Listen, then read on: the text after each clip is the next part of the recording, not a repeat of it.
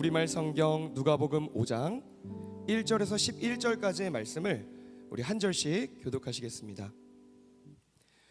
예수께서 하나님의 말씀을 들으려는 사람들에게 둘러싸여 게네사렛 호숫가에 서 계셨습니다. 예수께서 보시니 배 두 척이 호숫가에 대어 있고 어부들은 배에서 내려 그물을 씻고 있었습니다. 예수께서는 그들 중 시몬의 배에 올라타 그에게 배를 무태에서 조금 떼어 놓으라고 말씀하셨습니다. 그러고는 배 위에 앉아 사람들을 가르치셨습니다. 말씀을 마치신 후 예수께서 시몬에게 명령하셨습니다. 물이 깊은 곳으로 나가 그물을 내리고 고기를 잡아라. 시몬이 대답했습니다. 선생님, 저희가 밤새도록 애썼지만 아무것도 잡지 못했습니다.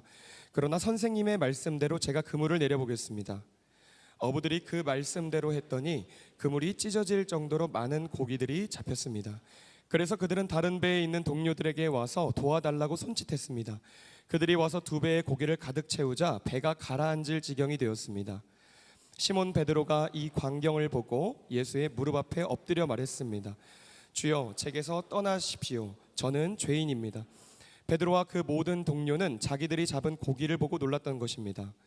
세베대의 아들들이며 시몬의 동료인 야고보와 요한도 놀랐습니다. 그때 예수께서 시몬에게 말씀하셨습니다. 두려워하지 마라. 이제부터 너는 사람을 낚을 것이다. 함께 읽겠습니다. 그리하여 그들은 자신들의 배를 무태 대고 모든 것을 버려둔 채 예수를 따라갔습니다. 아멘. 네, 우리 이 시간 신경훈 목사님께서 말씀 전해주시겠습니다. 네, 여러분 반갑습니다. 갑작스럽게 또 설교자가 변경되어져서 아쉬움이 있는 분들 계시겠지만 말씀에 집중하여 사람이 아닌 하나님의 말씀이 여러분에게 말씀하여 주시는 것을 함께 집중하는 시간이 되면 좋겠고요. 그러다 보니까 제 안에 약간의 이 두려움이 있었습니다. 설교자의 변경과 뭐 이런 것들로 인해서 저기 앉아 있는데 너무 이렇게 두렵고 떨리고 이랬는데 여러분 찬양 끝나고 기도할 때 주여 하는 소리가 여기 서 있으면 잘 안 들리거든요. 이 모니터 소리 때문에 여러분 소리가 잘 안 들리는데 전 처음 들었어요.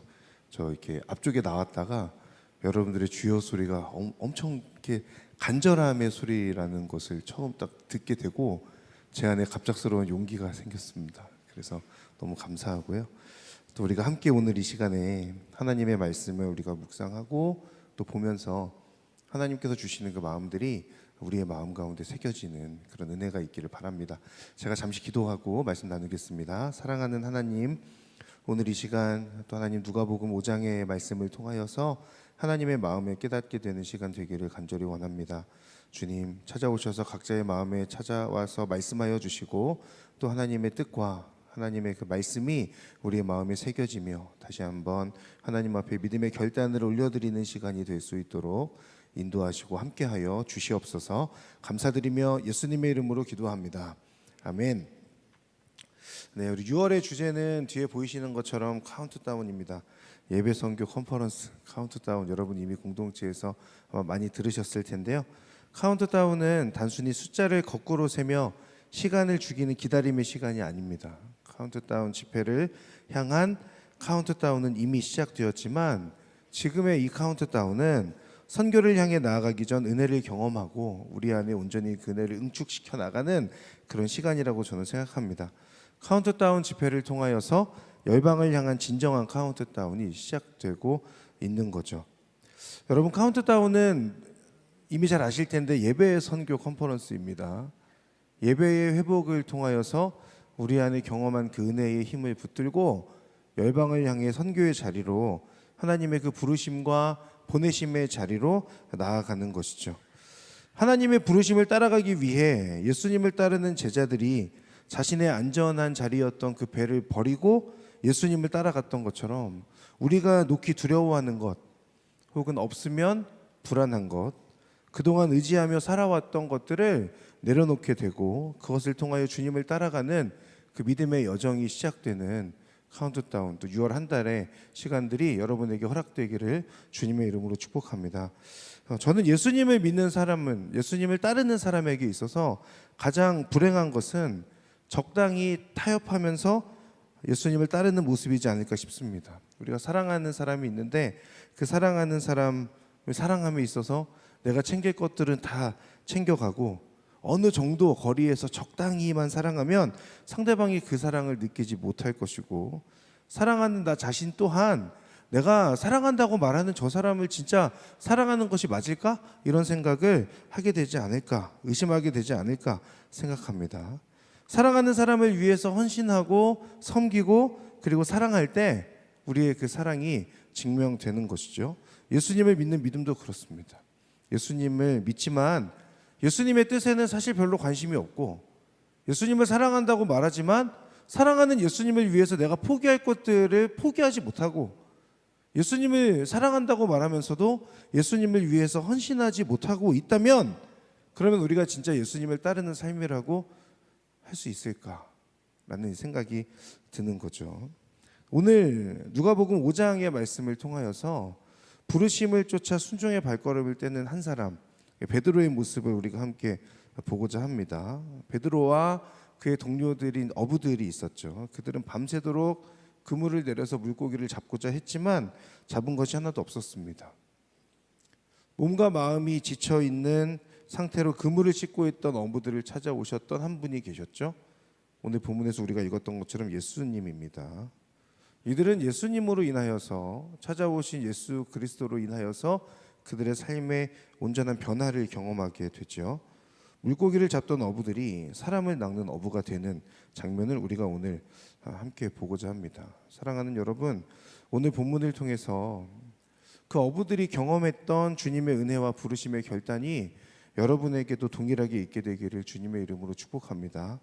여러분의 삶에 찾아오신 주님의 카운트다운을 다시 한번 마음에 새기면서 부르심에 순종하는 그 카운트다운으로 연결되어지는 여러분 되기를 간절히 바랍니다. 오늘 함께 먼저 2절과 3절의 말씀을 읽으면 좋겠습니다. 2절과 3절 같이 읽도록 하겠습니다. 시작. 예수께서 보시니 배 두 척이 호숫가에 되어 있고 어부들은 배에서 내려 그물을 씻고 있었습니다. 예수께서는 그들 중 시몬의 배에 올라타 그에게 배를 무태서 조금 떼어 놓으라고 말씀하셨습니다. 그러고는 배 위에 앉아 사람들을 가르치셨습니다. 먼저 나누고자 하는 것은 비어있는 배에 찾아오시는 예수님에 관한 내용입니다.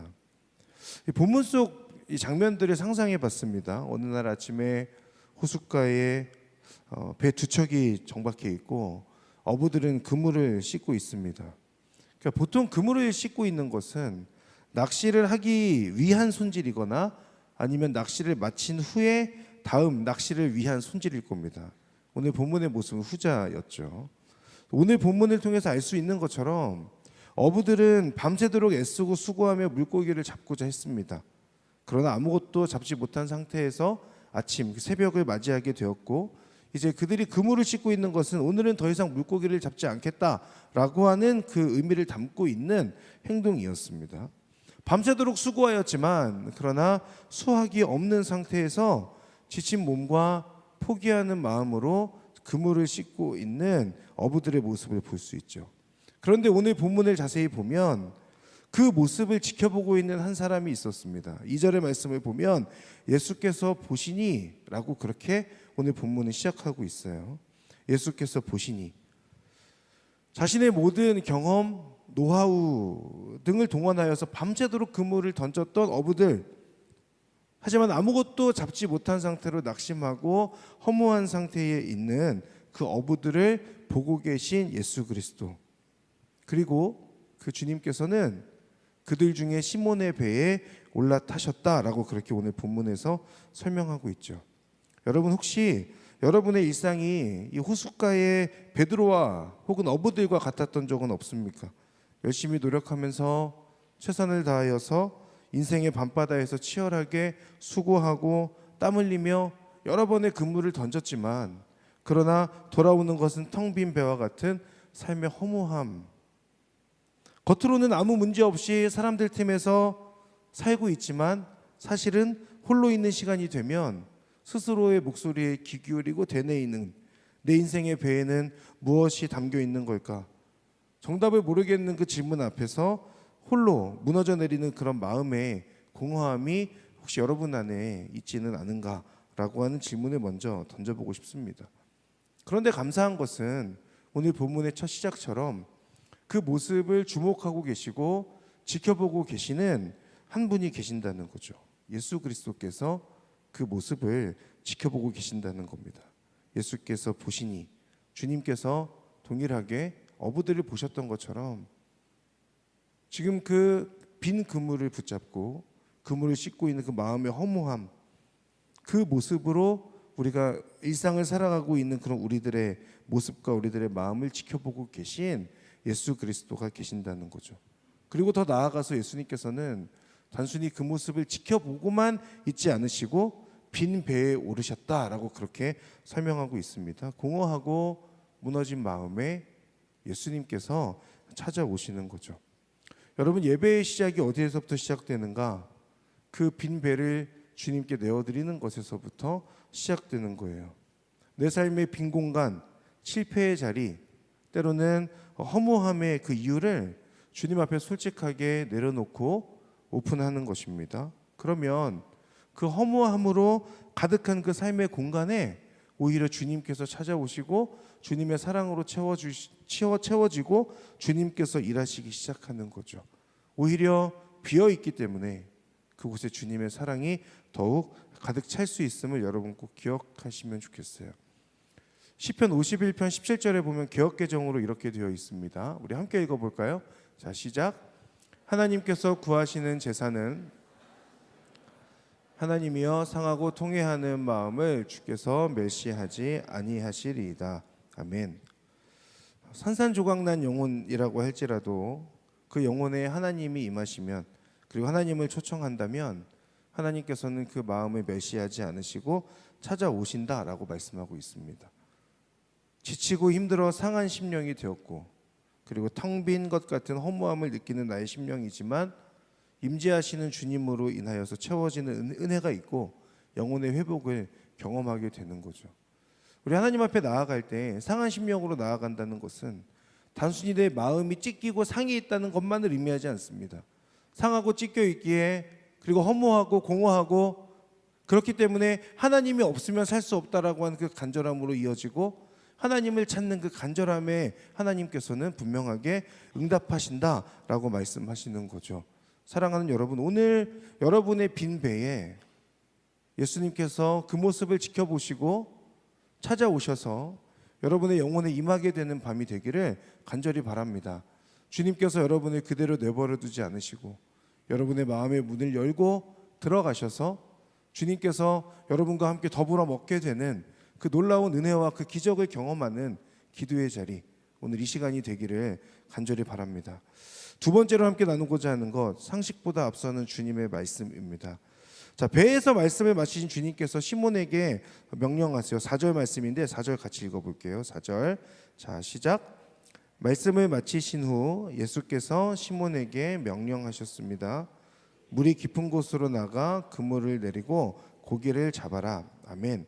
자, 주님의 이 말씀은 당시의 어떤 상식과 지식에는 위배되는 말씀인 것 같습니다. 이 말씀은 어부의 입장에서 볼 때에는 받아들이기 어려운 모순들을 몇 가지 안고 있습니다. 첫 번째는 시간의 모순이죠. 그러니까 지금 이 게네사렛 호숫가에서 물고기를 잡는 일은 밤에 일어나는 일이었어요. 그러니까 제가 그 유튜브에서 생물 유튜브를 좀 보거든요. 뭐 이렇게 어떤 채널인지 거론하기는 어렵지만 그 채널에서 늘 이렇게 그 물고기 잡는 거 이런 것들 보여줘요. 근데 거기서 보면 항상 야간 콘텐츠를 진행합니다. 왜냐하면 물고기들이 그때 잡기 더 이렇게 쉽기 때문에 그런 거예요. 근데 오늘 본문에서는 밤새도록 어부들이 자신들의 경험을 살려서 물고기를 잡았잖아요. 근데 아무것도 잡히지 않았잖아요. 그런데 지금 예수님께서 그물을 내리라고 말씀하시는 때는 언제입니까? 새벽이잖아요. 밤이 지나고 새벽. 그러니까 물고기를 잡는 시간이 아니에요. 그러니까 일단 첫 번째는 시간의 모순이 있는 거예요. 두 번째는 장소의 모순입니다. 그러니까 당시 그물을 깊은 곳까지 다 닿기 어려운 그물이었다고 하죠. 그러니 사실은 얕은 곳에서 그물을 내려야 하는데 그 깊은 곳에 그물을 내리라고 하는 것은 그들이 통제할 수 없는 어려운 상태로 지금 그물을 집어넣는 것을 의미하는 거예요. 그러니까 물고기를 잡기에 더 어려운 그런 상황을 지금 만들고 있는 거죠. 그 세 번째의 모순은 뭐냐면 전문성의 모순입니다. 당연한 얘기지만 어부가 목수보다 목공일을 더 잘할 수 없는 것처럼 목수가 어부보다 더 낚시를 잘할 수 없을 거잖아요.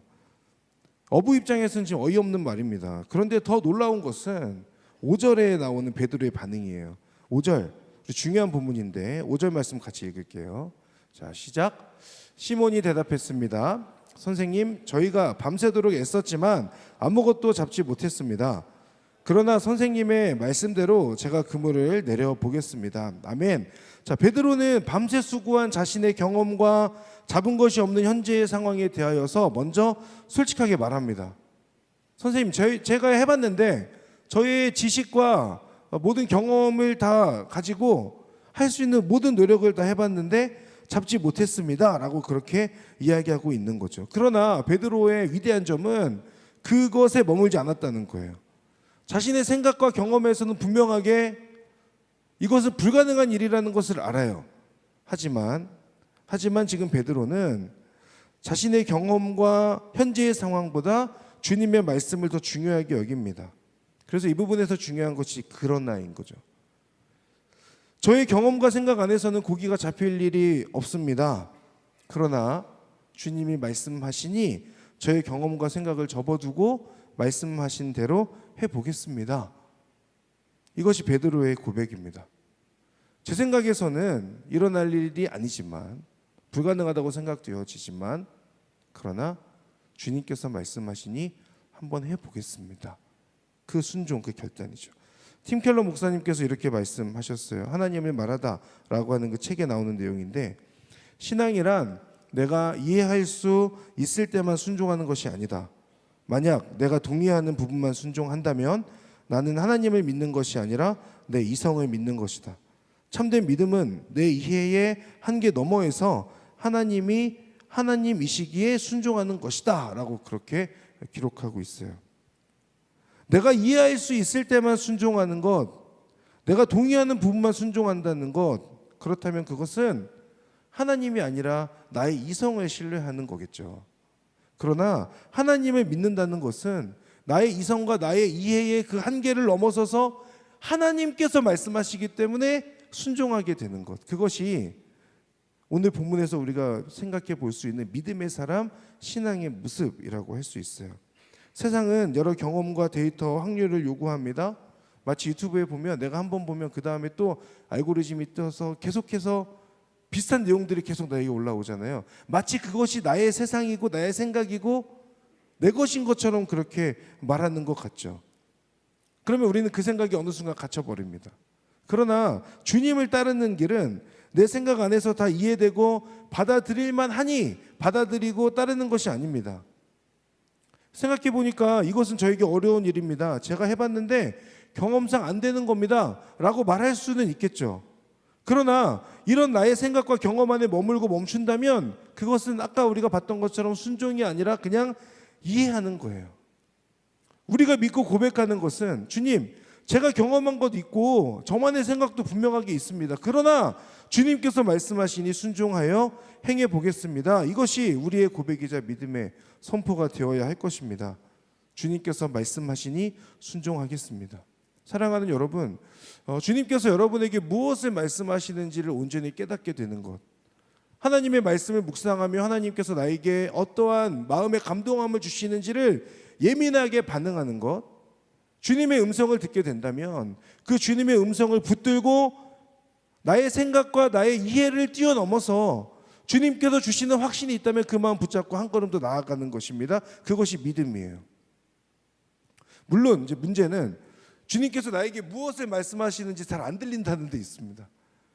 주님의 뜻을 온전히 알 수 있다면, 그냥 가까이에서 주님께서 늘 말씀해 주신다면 그 주님의 말씀을 듣고 순종하는 것이 그렇게 어렵지 않을 수도 있겠는데, 그런데 주님께 기도해도 주님의 응답이 없는 것 같고 주님께서 무엇을 말씀하시는지 잘 모르겠고, 그러다 보니 하나님 앞에 순종하기가 더 어려워지죠. 그러면 우리는 점점 기도의 시간에서 멀어집니다. 말씀으로부터 멀어집니다. 그러나 신앙의 나름의 한 가지 법칙 중에 하나는, 제가 믿고 있는 법칙 중에 하나는, 하나님의 말씀이 갑자기 이렇게 어느 날 성경을 하나님 오늘은 저에게 뭔가 말씀해 주십시오 이러고 딱 펴가지고 마치 점을 보는 것처럼 말씀을 받아들이는 게 아니라는 거예요. 매일매일 주어진 삶의 자리에서 하나님의 말씀을 가까이 하고 묵상하는 그 하나님과의 관계의 친밀함의 축적이 일어나게 되었을 때에 그때 하나님의 말씀을 더 가까이 혹은 더 분명하게 우리의 마음 가운데 듣게 될 수 있다는 거죠. 그리고 그 말씀을 듣게 된다면 우리는 삶의 순종으로 나아가는 것, 이것이 우리의 믿음이 되기를 바랍니다. 참된 예배 회복이 여기에 있죠. 이해할 수 없는 상황, 내 생각에서는 제한적이고 실패할 것 같은 상황, 그러나 그때에 하나님의 말씀이 더 크고 완전함을 인정하며 내 자신을 하나님의 말씀으로 내어 던지는 겁니다. 그 내어 던지는 순종의 행함이 나의 생각을 뛰어넘는 하나님의 일하심을 보게 되는 마중물이 될 것이라고 저는 믿습니다. 저와 여러분 모두 내 생각 정도만 하면 그저 내가 생각하는 그 정도까지만 경험하게 될 것이지만, 그러나 주님을 초청하고 주님의 말씀에 나를 맡기면 위대하신 주님을 경험하게 될 것이다 라고 하는 그 분명한 믿음의 고백을 가지고 순종함으로 예배의 은혜를 간절히 바라고 주님의 말씀 앞에 믿음으로 순종하게 되는 여러분들 되시기를 간절히 바랍니다. 자, 그러면 믿음대로 순종하였더니 어떤 일이 일어나는가? 우리 6절과 7절의 말씀을 같이 읽겠습니다. 6절과 7절. 자, 시작. 어부들이 그 말씀대로 했더니 그물이 찢어질 정도로 많은 고기들이 잡혔습니다. 그래서 그들은 다른 배에 있는 동료들에게 와서 도와달라고 손짓했습니다. 그들이 와서 2배의 고기를 가득 채우자 배가 가라앉을 지경이 되었습니다. 아멘. 자, 예수님의 말씀대로 순종하였더니 밤새도록 잡히지 않았던 물고기가 갑자기 그물이 찢어질 정도로 많이 잡혔죠. 혼자서는 해결할 수 없을 정도의 많은 양이었습니다. 사실 우리가 가장 바라고 가장 부러워하는 모습이죠. 내가 애쓰고 수고했는데 나의 그 노력에 아무런 대가가 없는 것처럼 느껴지고 하나님께서 나의 그 노력을 그냥 무시하시는 것 같은 그런 느낌을 받을 때가 있잖아요. 그런데 주님을 사랑한다고 고백하고 주님을 위해서 헌신하며 내가 원하는 것들을 행하였더니 그게 다 잘되고 형통하고 그게 다 이루어지고 기도 제목이 다 이루어지는 것, 그것이 보통 우리가 바라는 그런 모습이지 않습니까? 하나님의 말씀대로 순종했더니 나의 작은 그릇으로는 담을 수 없는 엄청난 은혜와 축복을 주셨다. 저를 포함해서 솔직하게 여기 있는 여러분 중에서 이것을 원하지 않을 분이 누가 있으세요? 내가 원하는 것 다 이루어지기를 원하고 하나님께서 들어주시면 좋겠고 빈배로 있는 거 원하지 않잖아요. 아닌가요? 아닌 것처럼 그렇게 저만 그러면 빈배로 있는 거 원하지 않고 거기에 하나님께서 가득 채워주시기를 원하는 것이 사실은 우리의 마음이죠. 저는 기복신앙을 얘기하고자 하면 절대 아닌데 하나님을 사랑하고 하나님을 믿는 자들이 잘 되면 좋겠습니다. 세상 속에서 그렇게 치열하게 믿음으로 살아가는 분들이 하나님께서 주시는 은혜와 축복을 많이 누리시면 좋겠습니다. 아프지도 않고 건강하시면 좋겠고 여러분들이 원하는 것 다 잘 이루어지고 기도의 제목들도 다 이루어지고, 그래서 하나님을 믿는 것이 얼마나 행복한 건지, 하나님을 믿는 것이 얼마나 기쁘고 즐거운 것인지를 여러분들도 누리고, 그렇게 행복해하는 여러분들을 보는 사람들도 너를 보니까 진짜 하나님 살아계시구나라는 것을 온전히 경험하게 되는 그런 여러분들이 되시기를 너무너무 바라고 진심으로 축복해요. 내 능력으로는 경험할 수 없는 기적을 경험하는 것. 그런데 오늘 본문에서 말하는 그 행복은, 베드로의 모습을 볼 때의 그 행복은 빈 배가 가득 채워졌을 때의 은혜와 행복을 말하지 않아요. 그러니까 오늘 본문에서 바로 이어지는 8절의 말씀을 보면 이렇죠. 우리 8절 말씀 같이 볼게요. 자, 시작. 시몬 베드로가 이 광경을 보고 예수의 무릎 앞에 엎드려 말했습니다. 주여, 제게서 떠나십시오. 저는 죄인입니다. 아멘. 베드로의 인생에서 가장 행복했던 때가 언제일까를 생각을 해본다면 저는 이때가 아닐까 싶거든요. 빈 배가 채워졌을 때에 경험하는 그 행복이 아니라 그 빈 배가 채워지고 그물이 찢어질 정도로 많은 물고기가 잡히게 되었을 때 자신이 죄인임을 느끼게 되는 그 순간, 죄인임을 깨닫게 되는 순간, 그때가 베드로의 인생에서 가장 행복한 때가 아닐까. 빈배가 얼마나 채워졌나 하는 것에는 베드로는 더 이상 관심이 없어요. 그저 지금 이 일을 행하신 분이 주님이시고 이렇게 하라고 말씀하신 분이 주님이시다라고 하는 것, 주님께서 나를 찾아오시니 내가 죄인이라고 고백하지만 그러나 내가 죄인임을 깨닫게 되니까 그동안 경험했던 행복과는 비교할 수 없는 자유, 행복, 기쁨, 그 은혜의 충만함을 경험하는 거죠. 사랑하는 여러분, 이 경험이 있으십니까? 내가 하나님을 만났는데 하나님께서 나에게 찾아오셔서 그 하나님의 은혜를 미처 차마 다 담을 수 없는 그런 나의 죄스러움을 경험하게 되었을 때 찾아왔던 그 기쁨, 여러분 그 기쁨을 경험해 보신 적이 있으세요? 그 기쁨이 있어야죠. 주님께서 나를 찾아오실 때 주님, 저같이 추악하고 더러운 죄인에게 찾아오시다니요. 저 같은 자를 주님께서 사랑해 주신다니요. 저 같은 자도 주님께 용납받을 수 있는 거군요 라고 하는 그 고백에서부터 오는 그 황홀함과 기쁨과 행복이 우리가 신앙생활하면서 자주 있어야 되지 않겠습니까? 없거나 아니면 옛날에 언젠가에 그 경험을 했거나 아니면 언제인지 모를 정도로 기억나지 않는 그때의 그런 은혜를, 그런 기쁨과 그런 행복을 경험한 적이 있다면 최근에 내가 하나님 앞에서 나의 죄인됨을 깨닫게 되면서 나를 채워주시는 그 하나님의 은혜에 감격하고 하나님의 그 은혜에 더 이렇게 기쁘고 감사하게 되는 그런 시간들이 여러분에게 있었는가?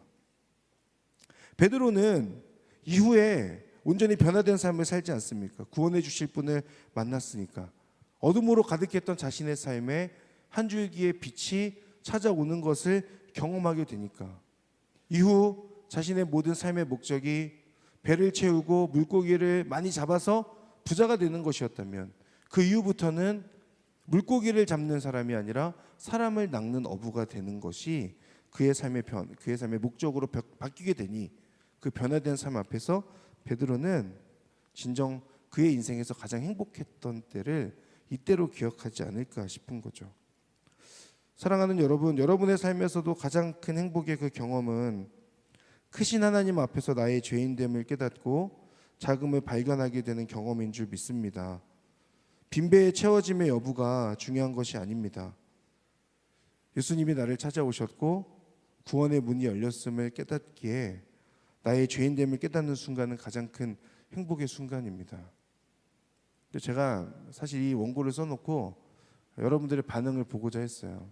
처음에 여러분 예수님 믿는 분들에게 많은 축복이 있으면 좋겠습니다라고 했을 때 여러분 얼굴에 이렇게 미소와 고개의 끄덕임과 근데 제가 그 다음에 지금 말씀드렸잖아요.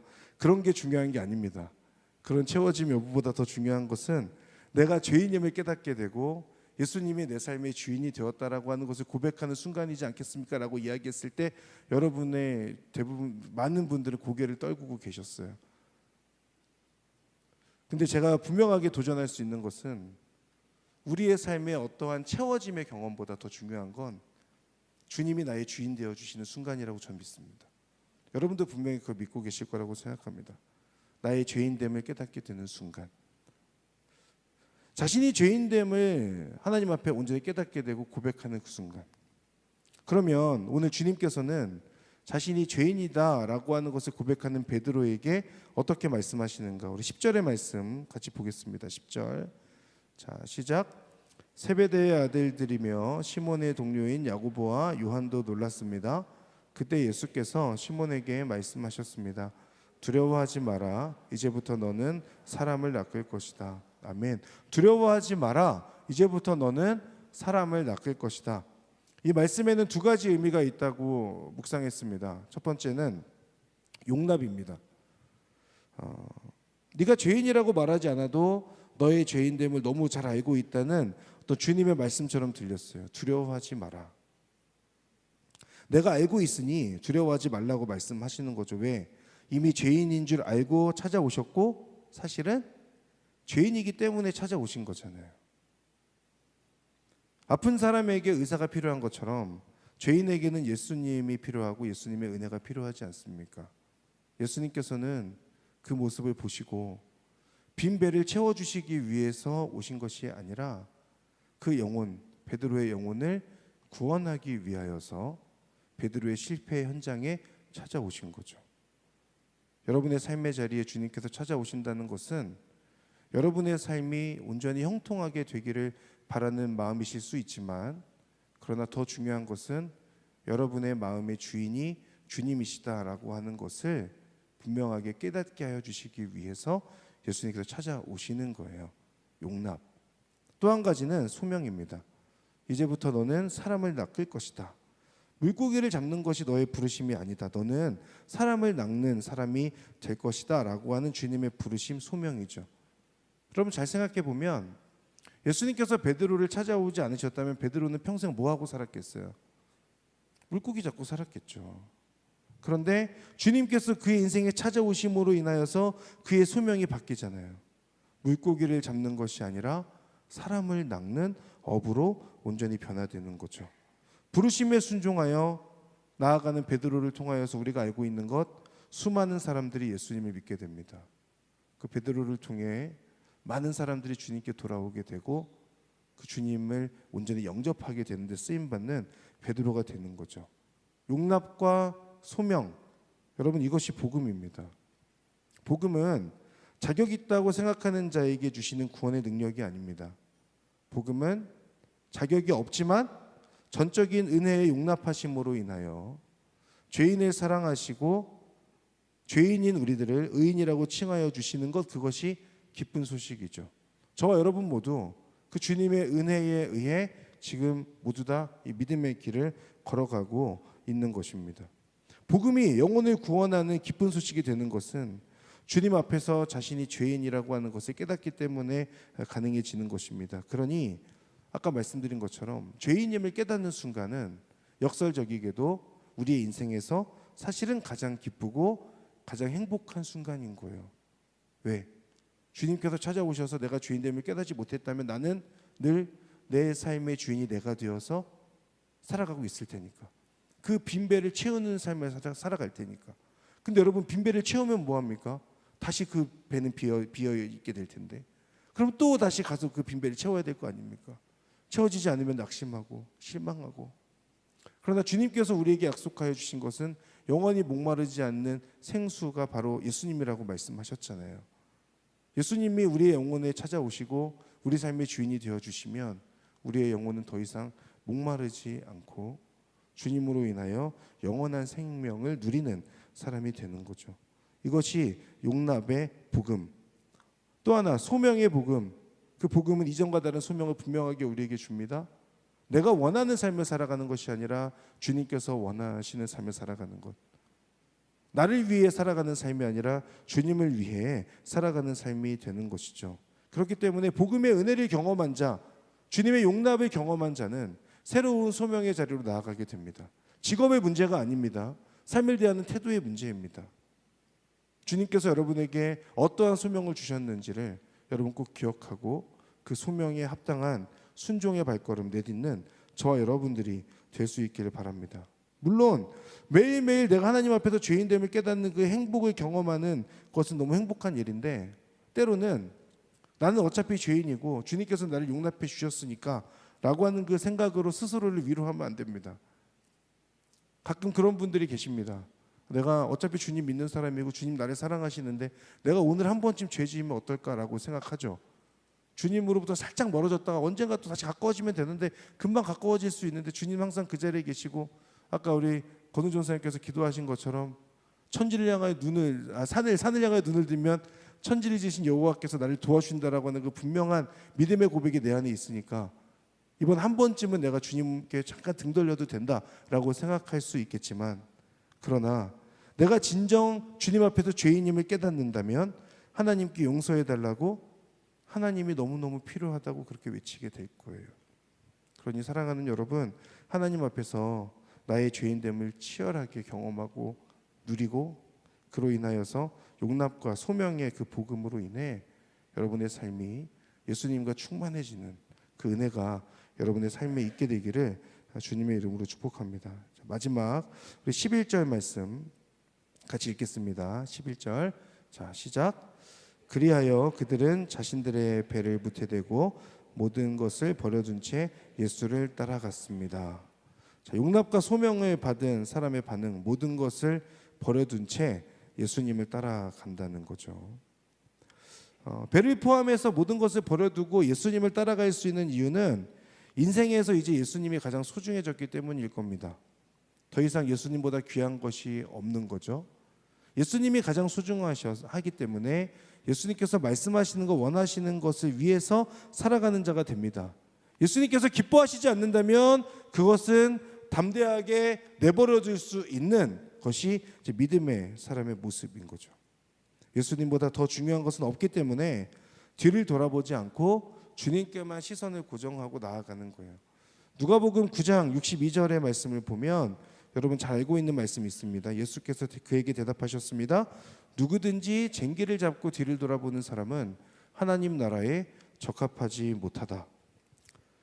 예수님께 시선을 고정하고 예수님을 따른다는 것은 뒤를 돌아보지 않는 겁니다. 뒤를 돌아보지 않는다는 것은 예수님이 아닌 것에 마음과 시선과 생각을 빼앗기지 않는 것입니다.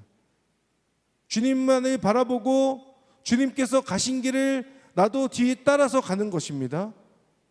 주님을 붙들고 주님께서 기뻐하시지 않는 것들은 내버려두고 잠시 제쳐두고 온전히 주님만을 따라가는 믿음의 선택을 하는 것이 예수님을 따르는 사람의 모습이라고 할 수 있습니다.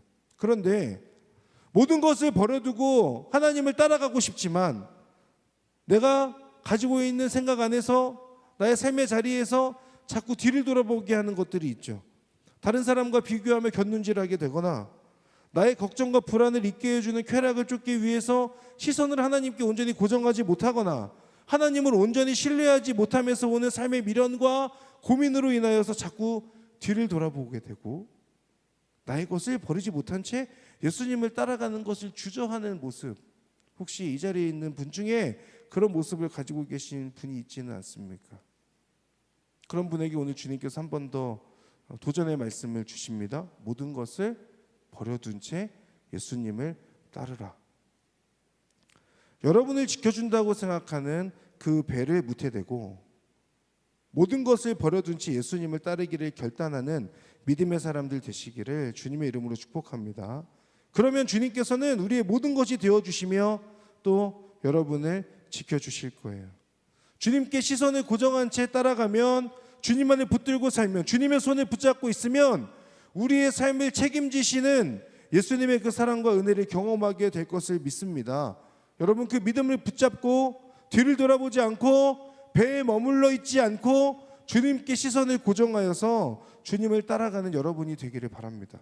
자, 4가지를 나눴습니다. 첫 번째는 낙심과 절망의 빈 배를 찾아오시는 예수님으로 인하여서 우리 안에 예배가 회복되어지는 것. 두 번째, 상식보다 앞서는 주님의 말씀에 순종할 때에 경험하게 되는 회복. 세 번째, 주님의 임재 앞에서 죄인임을 깨닫게 되므로 주님 앞에 엎드리게 되는 행복함. 네 번째, 모든 것을 버리고 뒤를 돌아보지 않으며 예수님을 따라가는 순종. 이 4가지. 오늘 본문 속에서 제가 여러분과 함께 나누고 싶었던 그 네 가지입니다. 그러면 이제 마지막으로 여러분과 보고자 하는 건 모든 것을 버려두고 예수님을 따라간다고 할 때에 그때의 우리의 모습이 어떠할 것인가예요. 사실 앞에 있는 4가지는 우리가 쉽게 묵상하고 생각해 볼 수 있는 것들입니다. 여러분들도 큐티할 때, 저도 큐티할 때 여러 번 묵상했던 내용들입니다. 그런데 이 말씀들을 묵상하면서 어떤 생각이 들었냐면 11절에 자신들의 배를 무태 두고 모든 것을 버려둔 채 예수님을 따라가는 제자들의 모습. 여러분, 그 발걸음이 어땠을까 생각해 보셨어요? 아, 주님 왜 괜히 나한테 오셔가지고 내가 이걸 다 버리고 따라가야 돼? 라고 생각하는 제자들이었을까요? 아닐 거잖아요. 더 이상 그것들이 유혹이 되지 않고 나에게 내가 나아가는 그 발걸음에 방해가 되지 않고, 저는 이들의 발걸음이 그 어느 것보다, 그 어떤 발걸음보다 가벼운 발걸음이었다라는 묵상을 하게 됐어요. 아, 모든 것을 버려두고 떠나면 뭔가 미련도 남고 뒤를 돌아보게 될 것 같은데 오늘 모습을 보면 그렇지 않죠. 예수님의 은혜를 경험한 자는 주님을 위해서 포기할 때 어쩔 수 없이 포기하는 것이 아니라 주님이 내 삶의 전부가 되시는 그 사랑의 회복으로 인한 행복한 포기라는 거죠. 내 삶의 우선순위가 나에서 주님으로 옮겨진 거예요. 나를 위한 삶에서 주님을 위한 삶으로, 내가 원하는 것을 위해서 사는 삶에서 주님께서 원하시는 것을 위해 사는 삶으로, 나의 시선이 머무는 곳을 위한 발걸음에서 주님의 시선이 머무는 곳으로 나아가는 그 발걸음으로 기쁘게 나아가는 것, 억지로 나아가는 것이 아니라 기쁘게 가볍게. 여러분, 어려운 순종일수록 그 무게는 가벼울 것입니다. 여러분의 삶에 찾아오는 여러 순종의 모습들을 통하여서 어려운 순종일수록 더 그 발걸음은 가벼울 것이다. 행복도 더 클 것이다. 이 영적인 진리를 붙들기를 바랍니다. 또 한 가지가 있는데, 그것은 이 사건을 경험한 사람들이 오늘 본문에서 보면 여러 명으로 나와요. 어부들, 그리고 동료들로 표현되고 있어요. 야고보랑 요한도 있어요. 이들 모두 동일하게 놀라운 사건, 기적을 경험했습니다. 그렇죠? 함께 물고기 잡았고 잡히지 않는 거 경험했고, 예수님께서 말씀하셨더니 자신들의 상식 안에서 다 이해되지 않는 하나님의 기적을 온전히 경험하게 됐어요. 그런데 사람을 낚을 것이다 라고 누구한테 말씀하세요? 베드로한테 말씀하시잖아요. 그 옆에 있는 사람들은 뭡니까? 옆에서 그 이야기를 듣고 있었던 사람들은 뭐냐고요? 예수님께서 베드로에게 너는 사람을 낚을 거야 라고 말씀하실 때에 그 말씀을 듣고 있던 야고보랑 요한, 그리고 그 옆에 있던 다른 어부들, 동료들은 그 모습을 보면서 어떻게 생각해야 됩니까? 왜 나한테는 말씀해 주시지 않지라고 그렇게 생각해야 되는 거 아니에요? 왜 주님께서는 나에게는 아무런 말씀을 하지 않으시고 저 사람한테만 말씀하실까라고 하는 그런 목마름과 긍정의 질투가 있어야 되는 거 아닙니까? 주님, 저한테도 말씀해 주세요. 저도 주님의 부르심 가운데로 나아가고 싶습니다 라고 하는 그 마음에 적어도 주님을 향한 긍정적인 서운함이 있어야 되는 거 아닐까라는 생각을 해봅니다. 옆에 있는 누군가가 주님을 위해서 헌신하고 하나님을 사랑하고 하나님을 위해서 그 복음의 어떤 그런 발걸음으로 나아가는 모습을 보면서 아, 저 사람은 주님께서 불러주셨으니까 가는 거야 라고 생각만 하고 있고 박수 쳐주는 거에 끝날 게 아니라 그 모습을 보면서 왜 나에게는 이런 부르심이 없을까, 나에게는 왜 이런 은혜가 없을까를 생각하고 하나님, 저한테도 말씀해 주셔야 되는 것 아닙니까? 저도 주님을 사랑하는데 주님을 위해서 헌신하고 싶은데 제 마음에 분명한 결단이 일어날 수 있도록 저에게 은혜를 주시고 확신을 주셔야 되는 거 아닙니까? 라고 하는 그 기도가, 그 외침이, 그 간절함이 우리 안에 있어야 되는 것 아닐까요? 베드로의 모습을 보면서 그저 그렇게 아, 너무 부럽다 라는 것으로 끝나는 것이 아니라 나도 그 주님 만나고 싶은데 라고 하는 그 거룩한 욕망이 여러분 안에 있어야 되는 것 아닙니까?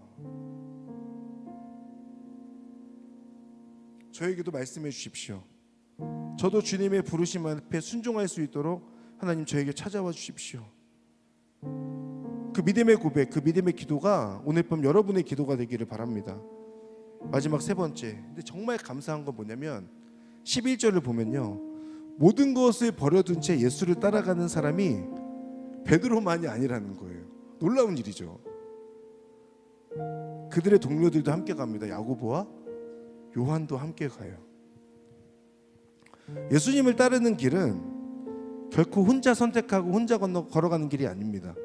내가 그 믿음의 길을 걸어갈 때, 모든 것을 버려두고 걸어갈 때 나와 함께 하시는 먼저는 주님이 계시고, 그리고 내가 그 믿음의 선택을 하여 나아가는 그 발걸음에 나와 함께 믿음의 길을 걷는 사람들, 믿음의 동역자들이 있다라고 하는 거죠. 여러분, 혹시 이 자리에 내가 예수님을 믿는데 그 믿는 삶이 너무 버겁고 힘들다, 우리 가정 안에 아무도 믿는 사람이 없고 회사에서도 나 혼자인 것 같고 믿는 사람이.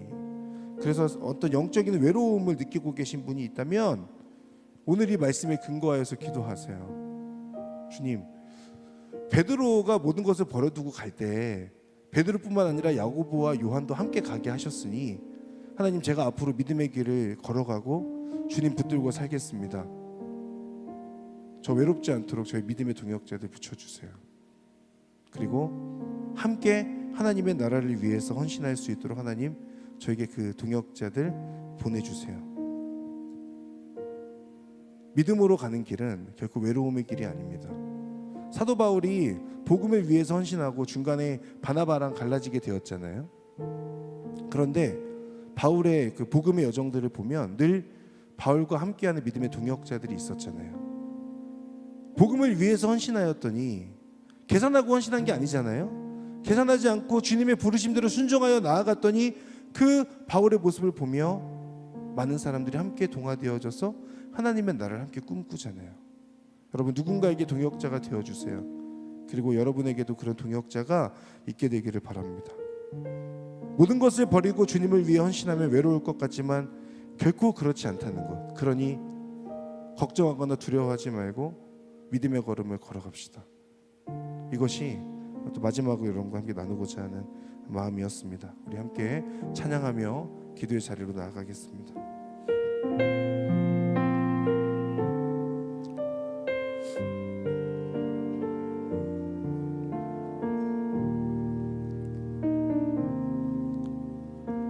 아버지, 당신의 마음이, 아버지 당신의 마음이 있는 곳에 나의 마음이 있기를 원해요. 아버지 당신의 눈물이 고인 곳에 나의 눈물이 고이길 원해요. 아버지 당신이 바라보는 영혼에게 나의 두 눈이 향하길 원해요. 아버지 당신이 울고 있는 어두운 땅에 나의 두 발이 향하길 원해요. 나의 마음이 아버지의 마음 알아. 내 모든 뜻 아버지의 뜻이 될 수 있기를. 나의 온 몸이 아버지의 마음 알아. 내 모든 삶 당신의 삶. 나의 마음이 아버지의 마음 알아. 나의 마음이 아버지의 마음 알아. 내 모든 뜻 아버지의 뜻이 될 수 있기를. 나의 온 몸이 아버지의 마음 알아. 내 모든 삶 당신의 삶. 믿음으로 고백합시다. 나의 마음이 아버지의 마음 알아. 내 모든 뜻 아버지의 뜻이 될 수 있기를. 나의 온 몸이 아버지의 마음 알아. 내 모든 삶 당신의 삶 되기를. 우리 시간에 먼저 함께 기도할 것은 밤새도록 수고하였지만 잡은 것이 없는 그 어부들의 모습, 그 마음이 혹여 여러분의 마음이 아닌지를 한번 돌아보기를 바랍니다. 하나님, 제가 주인 되었고 내가 원하고자 하는 것을 위하여 살아갔습니다. 여전히 내 삶의 주인이 저이고 내가 할 수 있는 최선의 노력을 다하여서 내가 하고자 하는 것을 합니다. 그러나 여전히 공허하고 허무하고 그 안에 하나님을 향한 경외함이 없는 것 같은 그런 모습이 많이 있습니다. 여러분, 혹여나 그런 마음 상태에 있는 분이 계신다면 오늘 마음의 문을 열고 주님을 여러분의 마음 한가운데로 초청하실 수 있기를 바랍니다. 하나님, 오늘 이후부터의 나의 삶의 주인은 내가 아니라 하나님이 되기를 간절히 원합니다.